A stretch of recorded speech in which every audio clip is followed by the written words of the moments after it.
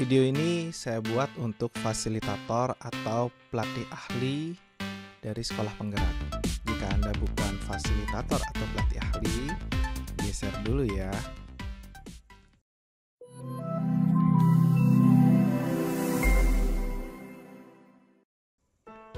Oke, di video ini saya akan membahas bagaimana caranya memberikan nilai dalam tugas-tugas ataupun memberikan komentar dari blog yang dilakukan di LMS SIM PKB.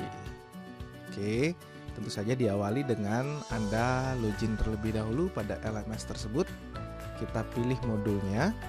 Ya, ini akan disesuaikan dengan pelatihan apa yang sedang Anda ikuti. Kemudian saya akan masuk dengan tautan modul.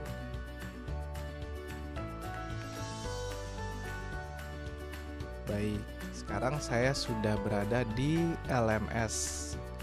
Ya, saya akan berikan contoh bahwa kegiatan materi pertama dalam pelatihan komite pembelajaran itu ada disebut sebagai materi kurikulum. Nah, di materi kurikulum ini, materi yang pertama ada penugasan.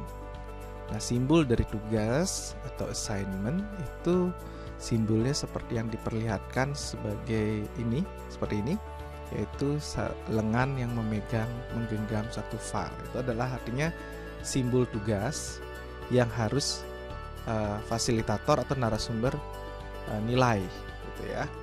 Oke, kita coba saja langsung masuk ke dalam tugas tersebut.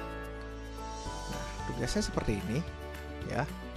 Jadi di sini terlihat bahwa ada groups dan submitted. Oke, berarti ada groupsnya ada dua grup. Ada yang sudah mengumpulkan submitted, itu 2 orang. Dan tentu saja saya belum menilai dari kedua grup ini. Oh iya, mungkin di Bapak Ibu tidak tampil seperti ini, bukan groups, tapi justru berapa students, berapa siswa peserta yang sudah mensubmit. Ya, ini tampil groups karena saya membuat konfigurasi agar pengumpulan tugasnya itu dikelompokkan dengan groups. Jadi tidak individu yang mengumpulkan, tapi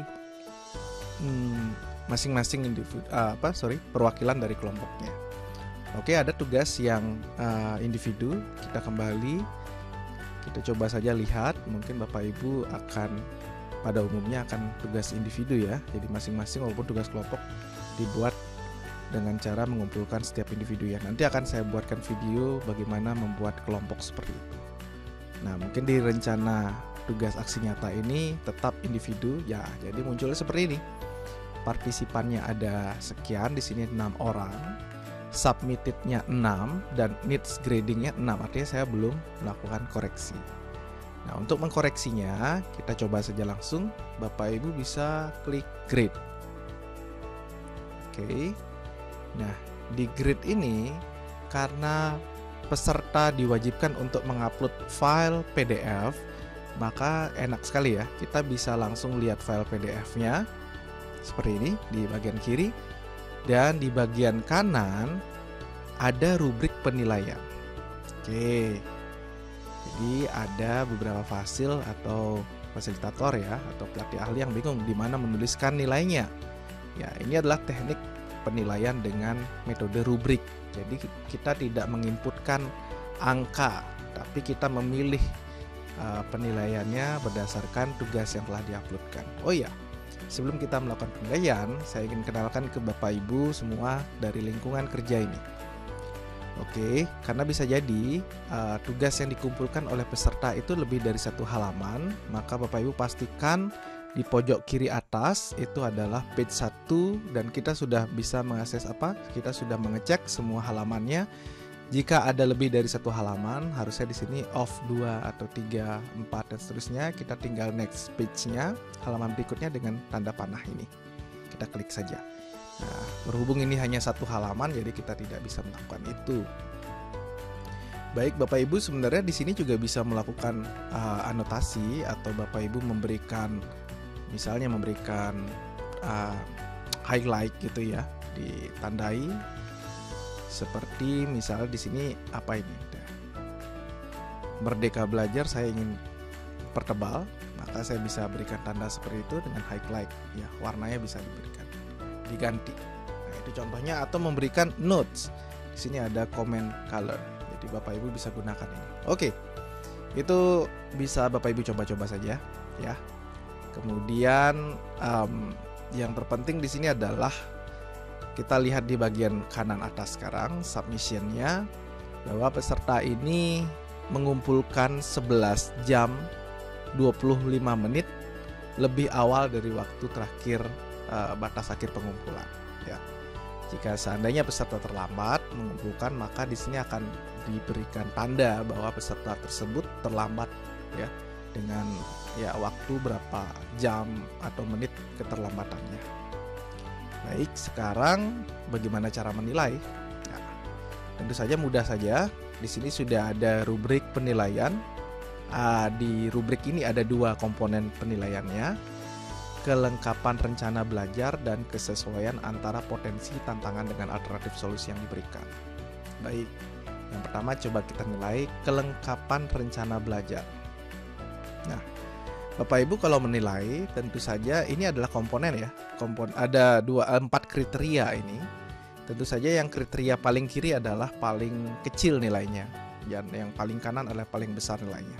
Nah, kalau menilai rubrik seperti ini, kita mulainya dari kanan, ya, dari yang poinnya terbesar. Jika poin terbesarnya terpenuhi, maka kita langsung pilih dia sebagai nilainya. Tapi jika tidak terpenuhi, kita baca ke kiri apakah terpenuhi atau tidak. Begitu terus sampai nilai yang terkecil, ya. Itu teknik penilaian dengan rubrik. Nah, di sini penilaian di kriteria pertama, peserta menuliskan lebih dari 3 rencana belajar pada tabel secara lengkap.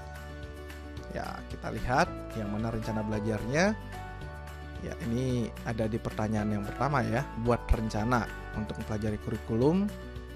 Nah, sayangnya peserta di sini ada hanya 1, ya, membuat rencana belajar tentang isi kurikulum Merdeka Belajar, ya. Sayang sekali hanya membuat 1, sehingga kalau di sini penilaian yang pertama, kriteria yang keempat itu adalah menuliskan lebih dari 3, tentu tidak terpenuhi. Peserta menuliskan 3 rencana belajar juga tidak terpenuhi, dan peserta menuliskan 1-2 rencana belajar, ya ini dia. Ya, seperti itu. Kemudian penilaian yang kedua, kesesuaian antara potensi tantangan dengan alternatif solusi yang diberikan. Jadi kita lihat pertanyaan nomor ini adalah untuk menilai soal nomor 2 dan nomor 3, ya. Apa saja menjadi potensi tantangan dalam pelajari kurikulum? Yang menjadi tantangannya adalah perancangan kurikulum karena belum banyak guru yang memahami, gitu, ya. Itu yang disampaikan tentang tantangannya atau potensi tantangannya. Nah, solusinya adalah dengan mencari berbagai informasi sebagai referensi dan mengikuti pelatihan. Kita lihat penilaiannya. Peserta kelompok dapat menyebutkan potensi lebih dari 2 tantangan. Oke, kalau kita lihat jawabannya hanya 1, ya.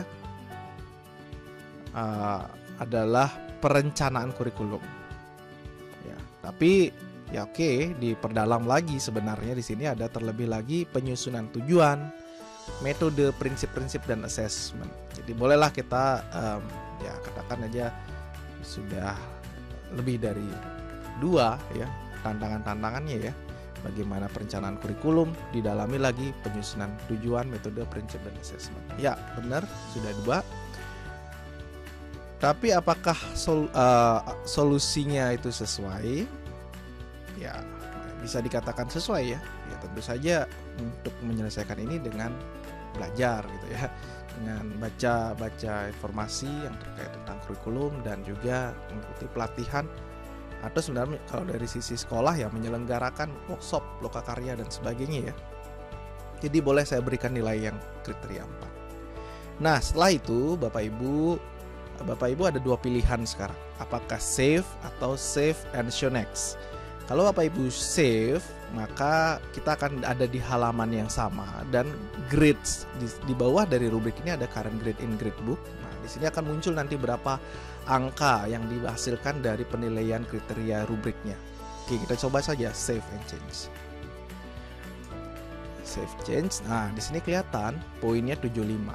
Jadi sekali lagi, angka ini tidak diinputkan oleh kita sebagai fasilitator atau pelatih ahli, tapi di-generate dari nilai rubrik yang kita berikan, ya. Nah, kalau Bapak Ibu save and show next, maka ini akan disimpan dan langsung lanjut ke peserta lainnya. Oke, jadi ini peserta lainnya langsung seperti itu saja Bapak Ibu sampai habis tentunya. Nah, jika Bapak Ibu men-skip misalnya, saya tidak tuntas mengkoreksinya, oke, kita kembali misalnya ke halaman sebelumnya, atau saya jelaskan dulu di pojok kanan atas ini ada untuk mengganti kita ingin mengkoreksi peserta yang mana. Jadi kita bisa pindah ke peserta tidak hanya dengan next, tapi langsung pilih namanya siapa gitu ya. Siapa tahu ke depan Bapak Ibu harus mengecek kembali gitu hasil koreksi yang Bapak Ibu sudah lakukan dari suatu peserta. Nah, kalau Bapak Ibu mau kembali ke course sebelumnya, Bapak Ibu bisa gunakan yang paling kiri atas ini ya, halaman ini, bisa kembali ke course-nya atau kembali ke tugasnya. Oke, kita kembali ke tugasnya aja ya. Oke, biarkan aja leave karena kita tidak melakukan perubahan. Ya, ini seperti ini. Apa yang terjadi Bapak Ibu? Needs grading-nya berkurang 1. Tadinya 6, sekarang tinggal 5. Kenapa? Karena kita sudah mengkoreksinya 1 orang tadi. Oke, seperti itu Bapak Ibu. Jadi Bapak Ibu bisa lakukan itu. Kemudian ya mudah-mudahan tidak ada masalah ya. Nah, kemudian saya ingin menjelaskan tentang bagaimana memberikan komentar. Ya, ini mudah saja karena di materi kedua, minggu kedua itu adalah pembelajaran mandiri ya Bapak Ibu ya. Jadi pembelajaran mandiri ini peserta diminta untuk menonton video di platform Merdeka Belajar, Merdeka Mengajar, kemudian mereka menuliskan satu blog gitu dari hasil review nonton videonya ya. Kemudian Bapak Ibu juga diminta untuk memberikan komentar. Ini simpel saja karena tidak ada penilaian poin di sini, tapi hanya diminta untuk memberikan komentar saja. Seperti ini saya masuk ke dalam salah satu blognya.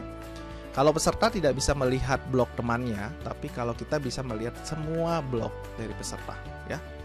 Jika Bapak Ibu ingin menambahkan komentar, tinggal add your comment aja.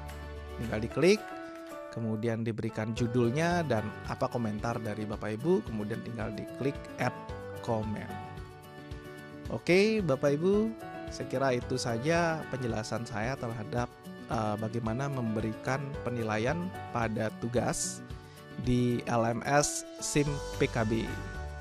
Di video berikutnya saya akan menjelaskan bagaimana caranya membuat grup ya, bagaimana caranya membuat groups di LMS dan bagaimana caranya agar tugas kelompok itu cukup dikumpulkan perwakilannya saja, tidak usah individu setiap peserta itu menguploadkan seperti yang saya lakukan untuk tugas ada unggah tugas kolaborasi 1 dan unggah kolaborasi 2 yang di sini tidak terlihat partisipan tapi groups gitu ya. Jadi sampai ketemu lagi di video selanjutnya. Terima kasih.